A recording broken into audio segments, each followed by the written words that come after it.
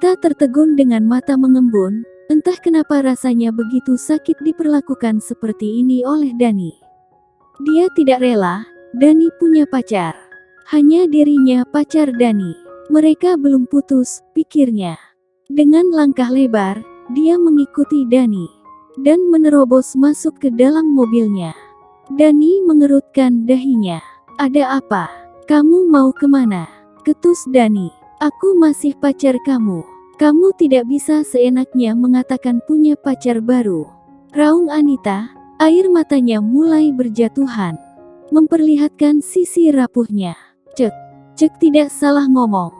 Bukankah kamu yang duluan mengakui menyukai pria lain? Dani memalingkan wajahnya dari Anita. Sebenarnya dia tidak tega melihat air mata dari wanita yang ia cintai. Seburuk apapun dia ingat perkataan Arman, carilah wanita baik untukmu, tapi jika memang kamu serius dengannya maka cobalah perbaiki Anita. Itu yang pernah Arman katakan padanya. Dan saat ini, dia sedang berusaha memperbaiki Anita. Aku tahu, aku salah. Tapi aku tidak sanggup kehilanganmu. Anita menangis sesenggukan, dia menubrukkan tubuhnya ke dada bidang Dani.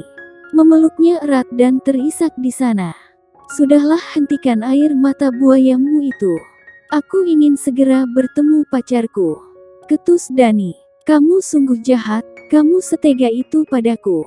Anita mengurai pelukannya, dan menyeka wajahnya yang basah dengan air mata.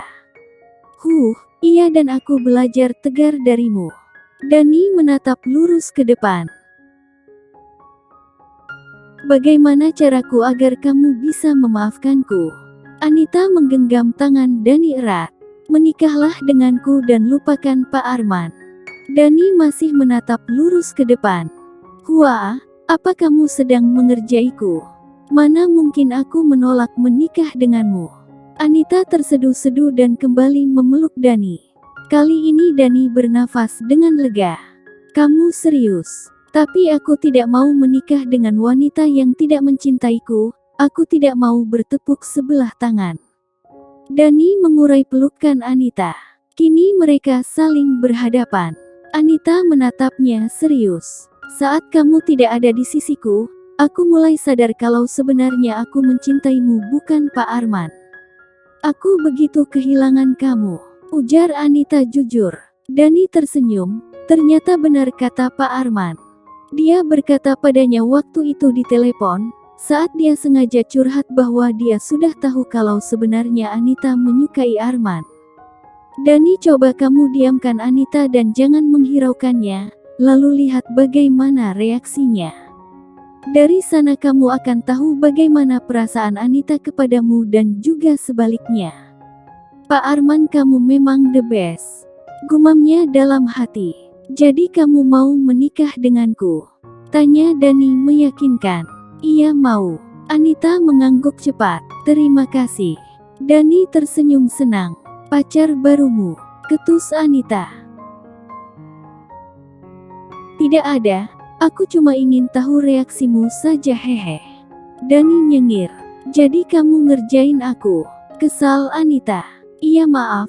Sore ini aku ingin mengenalkanmu kepada keluargaku. Bagaimana? Dani benar-benar serius kepada Anita. Dia yakin Anita bisa berubah. Dia cukup mengenalnya. Bukankah semua orang punya masa lalu dan bisa berubah jika punya niat memperbaiki diri? Itulah prinsip Dani. Dan akhirnya, Dani benar-benar membawa Anita bertemu keluarganya. Setelah itu, dia dan keluarganya meminang Anita kepada kedua orang tua Anita yang berada di luar kota. Anita memang merantau di kota ini, dia sama dengan Linda tinggal di kota A sebelum pindah ke kota J. Sebulan kemudian mereka pun menikah. Bahkan, Arman dan Linda turut menghadiri acara pernikahan mereka. Syukurlah kamu menikah, jadi tidak akan mengganggu suamiku lagi. Sinis Linda saat memeluk Anita di pesta pernikahannya. Dia hadir dengan Arman, meski harus memakai kursi roda. Arman menjaganya dengan baik, dan sama sekali tidak merasa malu dengan kondisi istrinya itu. Dani mengelus punggung istrinya itu dengan lembut. Sabarlah An, anggap saja kamu tidak mendengar apapun. Bisik Dani yang diangguki Anita, walau sebenarnya rasanya dia ingin sekali merobek mulut Linda yang pedas itu. Arman pun menghela nafas dalam dan menghembuskannya dengan perlahan. Setelah memberi ucapan selamat dan mencicipi hidangan yang ada, dengan cepat, dia pulang. Lin, kurangi sedikit nyinyiranmu itu. Jangan sampai menyakiti hati orang lain. Lembut Arman saat di dalam mobil sewaktu perjalanan pulang. Nyinyiran apa? Aku bicara apa adanya. Benarkan dia pernah menggodamu? Ketus Linda yang tidak terima, merasa disalahkan. Dia sudah berubah, dan semua orang bisa berubah menjadi lebih baik lagi. Tergantung kemauannya, termasuk kamu. Ujar Arman masih dengan nada lembut. Jadi menurut kamu Anita lebih baik dari aku? Mata Linda sudah mengembun. Astagfirullah. Arman berulang kali mengucapkan istighfar. Linda benar-benar menguji kesabarannya. Linda memalingkan wajahnya menatap ke arah jendela mobil. Dia marah karena seolah Arman sedang membela Anita. Bukan begitu Lin, setiap orang punya masa lalu. Kita hanya perlu berdamai dengan masa lalu itu. Arman menepikan mobilnya di pinggir jalan. Dia mengusap puncak kepala istrinya penuh kasih sayang, setelah melepas seat beltnya. Kadang aku merasa kamu belum menerimaku apa adanya. Kamu masih belum mencintaiku sepenuhnya. Lirih Linda. Dia masih menatap ke arah jalanan. Tidak mau menatap wajah suaminya, masih kesal. Aku mencintaimu, Lin. Percaya atau tidak, tapi aku sudah mulai mencintaimu sekarang. Memeluk istrinya dengan erat dan mengecup puncak kepalanya dengan lembut. Linda tersenyum senang, hatinya menghangat. Dia bisa merasakan ada rasa cinta dalam hati Arman untuk dirinya, meski cuma sedikit saja. Sudah jangan marah lagi, oke? Ujar Arman. Linda membalikkan badannya, dia tersenyum kepada suaminya. Iya aku sudah tidak marah lagi. Jawabnya. Setelah melihat istrinya tersenyum kembali, Arman mulai memasang kembali seat beltnya. Lalu mulai melajukan kembali kendaraannya. Dalam perjalanan kembali ke rumah, saat di lampu merah tanpa sengaja Arman melihat seseorang yang begitu dia kenal. Dadanya berdebar kuat dan jantungnya berdebar tak karuan. Kebetulan orang itu pun menoleh ke arahnya. Kebetulan mobil mereka bersisian saat berhenti di lampu merah. Dia adalah Vira. Vira tersenyum dan menganggukkan kepalanya sedikit kepada Arman. Dia yang menyadari Arman sedang bersama dengan Linda, tidak mau mengambil resiko untuk menyapa Arman. Karena takut Linda cemburu padanya. Arman balas tersenyum tipis. Sungguh ini bukan hubungan yang dia inginkan, dia ingin tetap bersahabat selamanya. Tapi demi kebahagiaan Linda, dia dan Vira sepakat untuk saling menjauh. Dan tidak berhubungan lagi dalam hal apapun. Lampu lalu lintas mulai berubah hijau. Dan mobil mulai melaju kembali. Rumah Arman. Sesampainya di rumah, Arman dan Linda segera istirahat. Merasa lelah setelah perjalanan cukup jauh menghadiri pesta pernikahan tadi. Pikiran Arman melayang, kenapa bertemu Vira di kota ini? Dia tahu, Vira memang katanya punya bisnis di kota ini. Apa mungkin dia sedang memeriksa tempat bisnisnya itu? Itu yang ada dalam pikirannya.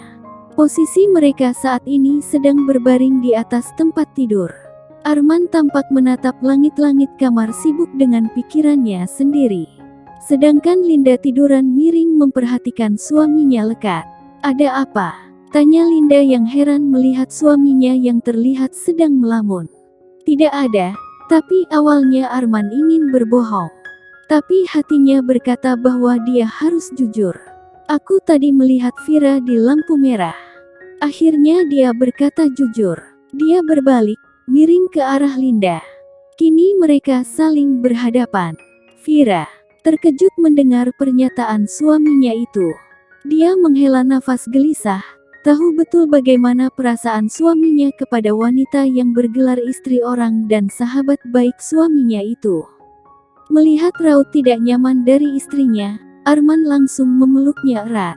Dia sahabatku, bahkan kami tidak pernah bertemu dan berkirim kabar sudah lama. Jangan cemburu. Tadi itu aku melihatnya selewat saat di lampu merah. Nada bicaranya lembut. Tapi kamu masih menyukainya kan? Linda mengurai pelukannya, menatap sang suami dengan lekat. Aku menyukainya sebagai sahabat baikku, dan tentu saja aku menyukaimu sebagai istriku tercinta. Lagi-lagi memeluk istrinya dan kali ini, dia mengecup lembut bibir istrinya. Hati Linda sedikit lebih tenang. Dia akan percaya pada suaminya, apalagi selama ini Arman begitu sabar menghadapinya yang mulai emosian. Mereka pun terlelap dengan posisi saling berpelukan penuh kasih sayang. Karena tidak adanya perawat, hal itu benar-benar membuat susah Artnya yang sudah paruh baya itu. Karena selain harus mengurus rumah, dia juga harus melayani Linda yang gampang marah. Beruntung, Arman segera mendapatkan perawat baru untuk Linda. Kali ini seorang wanita bersuami yang sudah berusia 40-an lebih. Sehingga membuat Linda yakin tidak akan membuat Arman tergoda dan tidak mungkin menggoda suaminya itu. Hari berganti hari, dan bulan berganti bulan. Tanpa terasa usia kandungan Linda sudah sampai pada waktunya melahirkan. Hari ini, siang sekitar jam 10-an. Arman tentu saja sedang bekerja, Dapersen dan Linda sedang bersama perawatnya di rumah. Linda memang sudah sering merasakan kontraksi sejak semalam, namun masih dia abaikan. Karena hanya sesekali dan masih jarang. Tapi siang ini tiba-tiba saja perutnya sangat mulas. Dia meringis kesakitan, ditambah kepalanya tiba-tiba saja terasa pusing. Dan dia merasakan tidak nyaman pada beberapa bagian organ tubuhnya. Aduh, ringisnya. Anda kenapa Nyonya? Perawat itu sedikit panik. Kepalaku sakit sekali dan perutku terasa mulas juga. Linda memegangi perutnya. Saat ini dia sedang duduk di atas tempat tidurnya. Mungkin Anda mau melahirkan, biar saya telepon Tuan. Tanpa menunggu jawaban dari Linda, perawat yang bernama Deti itu segera menghubungi nomor Arman. Dan dengan cepat, Deti meminta bantuan Art laki-laki yang biasa membersihkan halaman depan dan belakang di rumah ini, untuk membawa Linda ke rumah sakit. Linda pun segera didudukan di atas kursi rodanya, kemudian segera dibawa masuk ke mobil. Beruntung Art pria itu bisa mengemudikan mobil dan punya SIM, karena dulu pernah bekerja sebagai supir. Sedangkan Arman, langsung menuju ke rumah sakit bersalin. Arman lebih dulu sampai, karena jarak dari resto dengan rumah sakit yang dituju lebih dekat. Sehingga saat Linda sampai, Arman yang sudah berada di sana, langsung menyambutnya dengan cemas. Linda dibawa ke ruang bersalin. Namun setelah melihat riwayat kesehatannya, maka dokter memutuskan untuk melakukan operasi sesar. Demi keselamatan ibu dan anaknya. Lakukan saja dokter. Yang penting anak dan istri saya selamat. Itu yang Arman katakan. Dia segera menandatangani surat persetujuan operasi sesar untuk Linda. Keringat dingin mengucur dari dahi Arman. Dia begitu khawatir dengan keselamatan anak dan istrinya. Apalagi setelah mendengar perkataan dari beberapa orang dokter tentang kesehatan istrinya yang menurun. Ya Allah, selamatkan anak dan istriku. Arman terus berdoa. Dia memilih berada di musola rumah sakit untuk beberapa saat. Berharap keajaiban terjadi. Anak dan istrinya selamat. Dan mereka hidup bahagia.